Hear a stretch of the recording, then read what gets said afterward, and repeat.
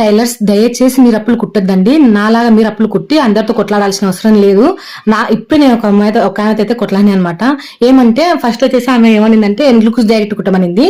నేను మర్చిపోయి ముందు లుక్స్ జాకెట్ కుట్టేసిన అనమాట. బోట్ నెక్ పాట్ నెక్ పెట్టేసి ఎన్క్లుక్స్ జాకెట్ కుట్టమనింది. నేను మర్చిపోయాను. వెనకల సైడ్ ఏమో బోట్ నెక్ పెట్టేసినాను, పాట్ నెక్ పెట్టేసినాను, ఫ్రంట్ వచ్చేసి ఉక్స్ పెట్టినాయి అనమాట. మన జాకెట్ అంత బాగుంది అక్క, నాకు ఓన్లీ ఎన్క్లుక్స్ జాకెట్ పెట్టింటే బాగుందనేసి నాతో కొంచెం ఇష్టంగా లేనట్టు మాట్లాడేసింది. సర్లే ఇప్పుడు ఈసారికి ఏమో లేమే, నేను మళ్ళీ నెక్స్ట్ సారి కానీ కుట్టిస్తాలే అని చెప్పాను అనమాట. తర్వాత తీసుకెళ్ళిన తర్వాత వాళ్ళు వేసుకున్నారు, అంత అయిపోయింది. నాకు అప్పటికప్పుడు కొంచెం బాగున్నారనమాట.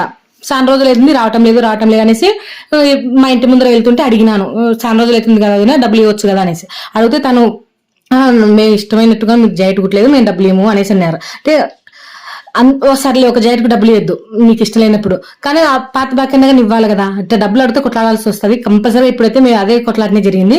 ఈవెనే కాదండి, ఇంతకు ముందు ఇంకొక ఆమె కూడా అంతే. ఫస్ట్ నేను నా పిల్లలు కొంచెం పెద్ద అయిన తర్వాత మిషన్ స్టార్ట్ చేసినాను. తర్వాత ఆమె ఫస్ట్ అంత స్టార్ట్ కుట్టించుకొని బాగా కుదరలేదు అనేసి నాతో కుట్టించుకుంది. ఒక జాకెట్ కుట్టించుకున్నప్పుడు బాగా కుదిరింది లక్ష్మి అనేసి మళ్ళీ నెక్స్ట్ సారి 10-11 జాకెట్లు తెచ్చింది అనమాట.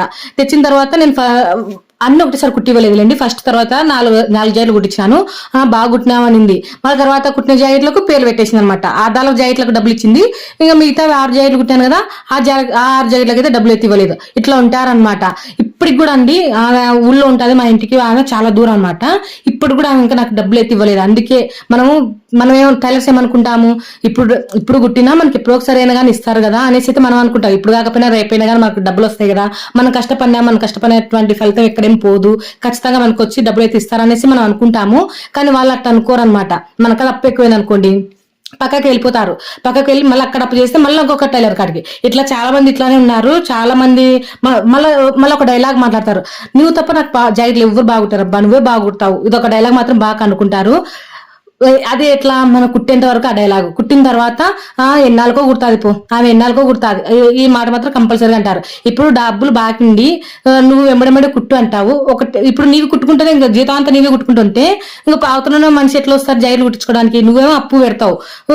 పక్కన ఉన్న మనిషి సర్లే ఒకవేళ నువ్వు అప్పిచ్చినా నువ్వు ఎప్పుడొకసారి ఇచ్చావని నమ్మకంతో నీకు కుడతాము, తర్వాత డబ్బులు ఇచ్చేటోళ్ళని కూడా మేము ఎన్నికి పంపించుకోవాలన్నా? ఇట్లా ఈ టాపిక్ తోటి ఈరోజు అయితే కొట్లాటైతే జరిగింది. నేను చేసినటువంటి మిస్టేక్ మీరు కూడా చేయకూడదని నేను ఈ వీడియో అయితే చేస్తున్నాను. ఇప్పుడే అనమాట. ఇప్పుడే ఆమె మా ఇంటి ముందర వెళ్తుంటే అడిగాను, ఆమెతో కొట్లాడాను.